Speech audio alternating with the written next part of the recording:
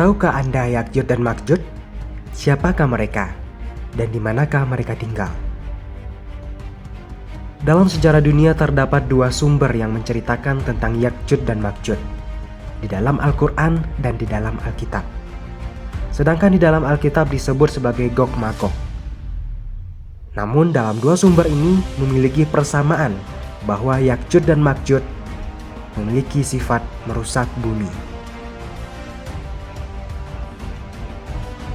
Dalam sejarah Islam mencatat alasan turunnya ayat-ayat Al-Quran tentang Ya'juj dan Ma'juj adalah jawaban Allah atas pertanyaan orang Yahudi tentang Zulkarnain. Allah pun menjawab pertanyaan tentang Zulkarnain sekaligus menceritakan tentang bangsa Ya'juj dan Ma'juj dalam Al-Quran surah Al-Kahfi ayat 83-98. Dan mereka bertanya kepada Nabi Muhammad tentang Zulkarnain. Katakanlah, akan kubacakan kepadamu kisah-kisahnya. Sungguh, kami telah memberi kedudukan kepadanya di bumi, dan kami telah memberikan jalan kepadanya untuk mencapai segala sesuatu. Maka dia pun menempuh suatu jalan, hingga ketika dia telah sampai di tempat matahari terbenam, dia melihat matahari terbenam di laut yang berlumpur hitam. Dan di sana ditemukan suatu kaum tidak beragama. Kami berfirman, "Wahai Zulkarnain, engkau boleh menghukum atau berbuat kebaikan kepada mereka." Zulkarnain berkata, "Orang-orang yang berbuat zalim, kami menghukumnya. Lalu dia akan dikembalikan kepada Tuhannya, kemudian Tuhan mengazabnya dengan azab yang sangat keras. Adapun orang yang beriman dan mengerjakan kebajikan, dia akan mendapat pahala yang terbaik sebagai balasan, dan kami sampaikan kepadanya perintah-perintah kami yang mudah." Kemudian dia menempuh suatu jalan yang lain, hingga ketika dia sampai di tempat matahari terbit sebelah timur. Didapatinya matahari bersinar di suatu kaum yang tidak kami buatkan suatu pelindung bagi mereka dari cahaya matahari itu. Demikianlah, dan sesungguhnya kami mengetahui segala sesuatu yang ada padanya. Kemudian dia menempuh suatu perjalanan yang lain lagi, hingga ketika dia sampai di antara dua gunung, didapatinya di belakang dua gunung itu suatu kaum yang hampir tidak memahami pembicaraan.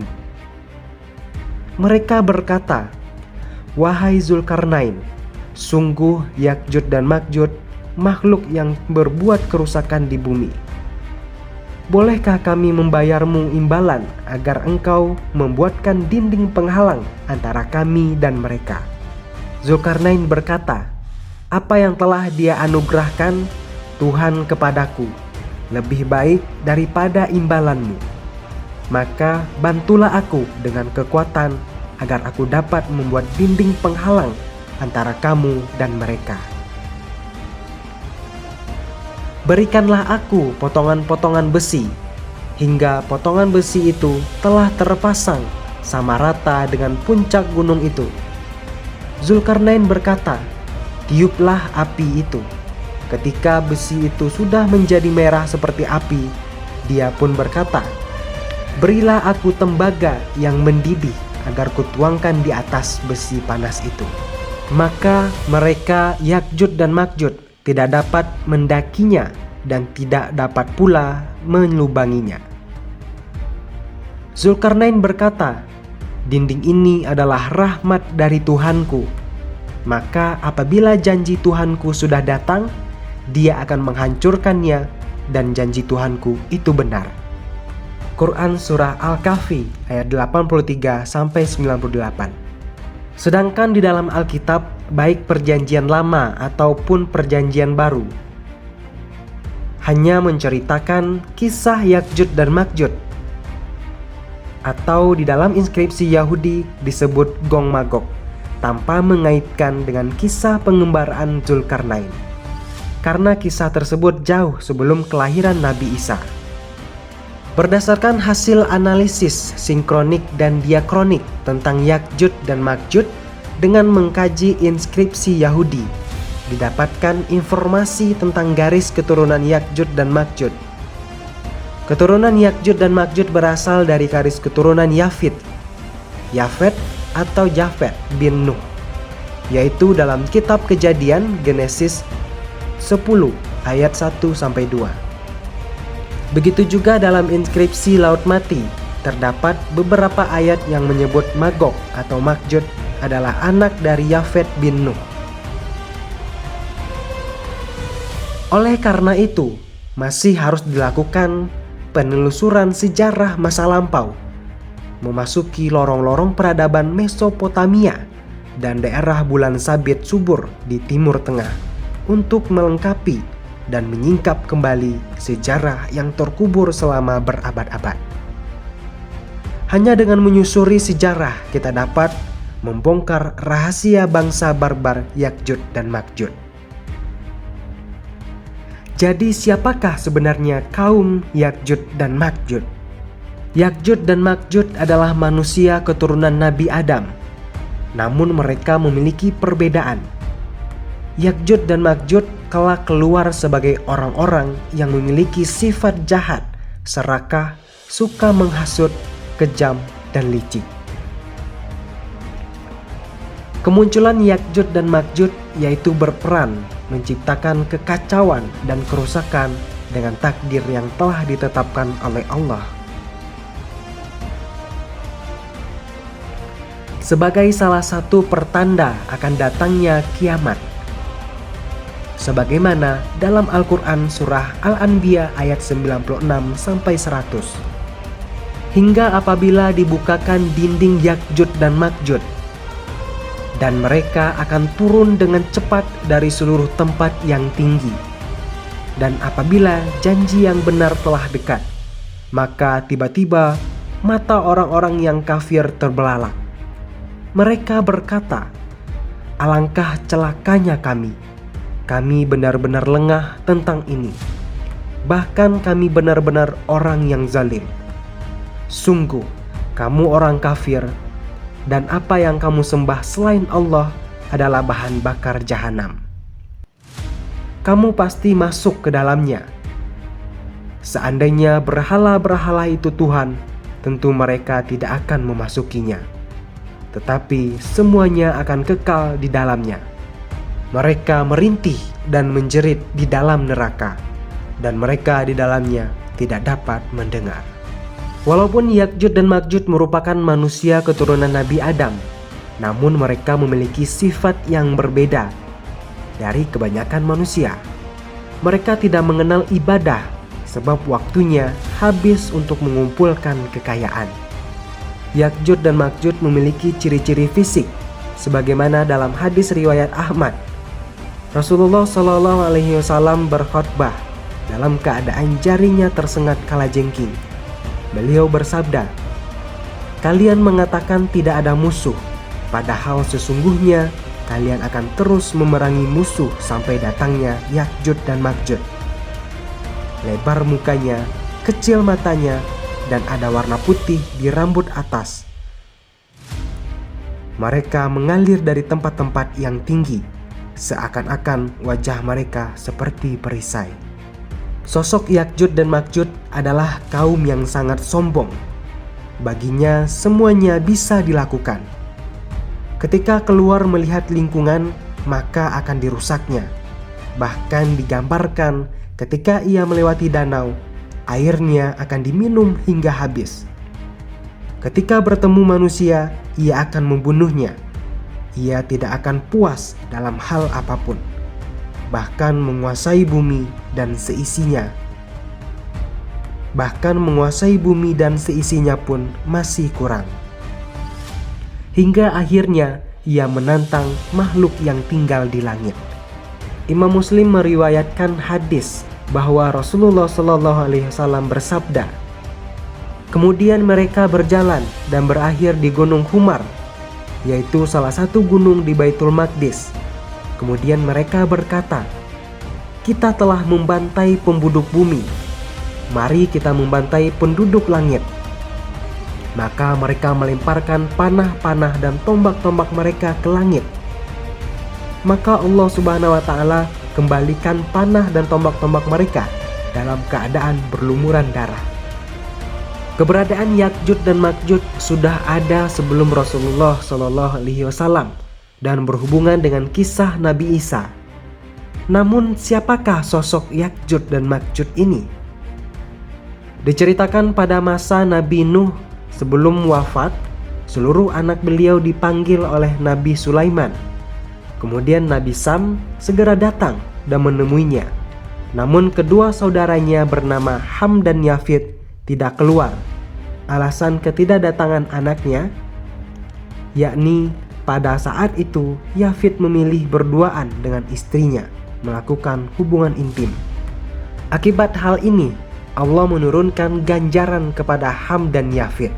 Yafid bersama istrinya dikaruniai anak bernama Sanaf, dan kelak sudah besar, sosok Sanaf ini mengalami keganjilan. Ia tumbuh tidak seperti manusia normal lainnya. Anak inilah yang suatu saat bernama Ya'juj dan Ma'juj. Sanaf bertumbuh besar, kemudian memiliki istri dan berkembang semakin banyak. Selain wujudnya yang ganjil, Ya'juj dan Ma'juj atau keturunan Sanaf memiliki nafsu makan yang tidak normal. Ketika makan, dirinya tidak pernah merasakan kenyang, dan ketika minum, ia juga tidak pernah merasakan puas. Hingga pada akhirnya, air di sekitar semakin menipis disebabkan oleh mereka. Mau tidak mau, masyarakat di sekitar harus menanggung akibatnya, yakni krisis air dan makanan. Kemudian Ya'juj dan Ma'juj memilih untuk mengisolasi diri di suatu wilayah antara gunung. Ketika mereka merasa haus dan lapar, maka akan keluar serentak bersama-sama ke suatu tempat yang masih belum terjamah oleh manusia lainnya. Mereka memiliki fisik yang kuat. Mereka tidak lelah walau menempuh perjalanan yang panjang. Berbagai tempat mereka taklukkan untuk memenuhi kebutuhan jasmaninya. Hingga pada suatu ketika mencapai puncak keresahan masyarakat setempat, Allah kemudian mengutus Nabi Zulkarnain datang ke wilayah tersebut untuk menghadapi Ya'juj dan Ma'juj yang membuat kerusakan. Nabi Zulkarnain diutus Allah berbaur dengan masyarakat setempat yang letaknya tidak jauh dari permukiman Ya'juj dan Ma'juj untuk membuat bangunan atau dinding yang bahannya terbuat dari tembaga dan besi. Fungsi bangunan ini yakni menutup pintu keluar masuknya kaum Ya'juj dan Ma'juj. Ketika pembangunan tersebut selesai, Nabi Zulkarnain mengajak masyarakat yang letaknya dekat dengan pemukiman Ya'juj dan Ma'juj untuk meninggalkan tempat tinggalnya. Kemudian mencari lokasi yang lebih layak dihuni oleh umat. Hal itu dikarenakan keadaan alam yang dekat dengan pemukiman Ya'juj dan Ma'juj begitu ironis, dan banyak tumbuh-tumbuhan mati, sumber air kering, dan tidak terjadi hujan. Allah juga menurunkan wahyu kepada Nabi Zulkarnain bahwa dinding yang dibuatnya tersebut terjaga kekuatannya hingga di waktu yang ditentukan oleh Allah, yakni menjelang datangnya hari kiamat besar. Kemudian Allah menjadikan keberadaan Ya'juj dan Ma'juj tidak ada orang yang mengetahuinya. Keberadaan Ya'juj dan Ma'juj yang telah terkurung terus berusaha keras membuka dinding dari tembaga tersebut. Berbagai cara mereka lakukan agar keluar dari kurungan, termasuk menjilatinya, sebab ia tahu bahwa segala macam ketika terkontaminasi air liurnya, maka akan rusak. Ketika dedaunan dimakannya, maka pohon tidak akan tumbuh. Justru berangsur akan semakin mengering hingga mati. Begitu juga dengan air. Saat ia meminum air yang ada di sumur atau danau, maka seketika air tersebut berhenti dan menyusut hingga terjadilah kekeringan.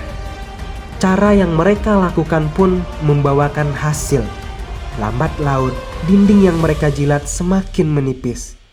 Akan tetapi, setiap akan berlubang, Allah mengembalikan lagi dinding seperti semula. Sedangkan agar mereka bertahan hidup, Allah menumbuhkan lumut di dalam bukit itu. Lumut tersebut menjadi satu-satunya tumbuhan yang dikonsumsi oleh kaum Ya'juj dan Ma'juj. Atas kuasa Allah, semakin banyak lumut yang dimakan oleh Ya'juj dan Ma'juj, maka lumut tersebut akan semakin berkembang banyak.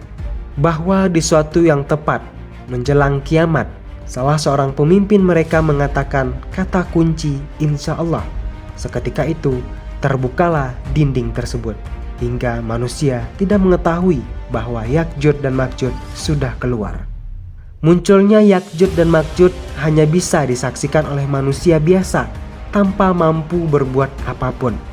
Sampai akhirnya kaum Ya'juj dan Ma'juj yang jumlahnya tak terhingga turun dari bukit seperti air bah.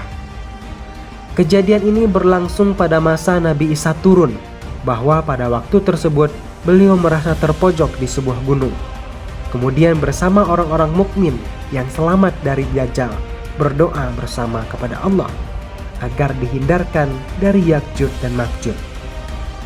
Kemudian Allah mengabulkan doa Nabi Isa dengan memerintahkan ulat-ulat yang secara tiba-tiba muncul menembus leher para kaum Ya'juj dan Ma'juj sampai mengakibatkan kematian secara serentak.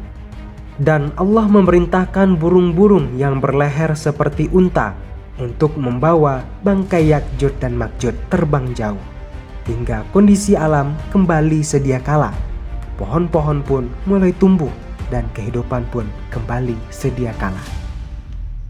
Terima kasih sudah menonton video ini. Jangan lupa klik subscribe, like, serta share ke teman-teman kamu agar channel ini dapat berkembang lebih baik lagi.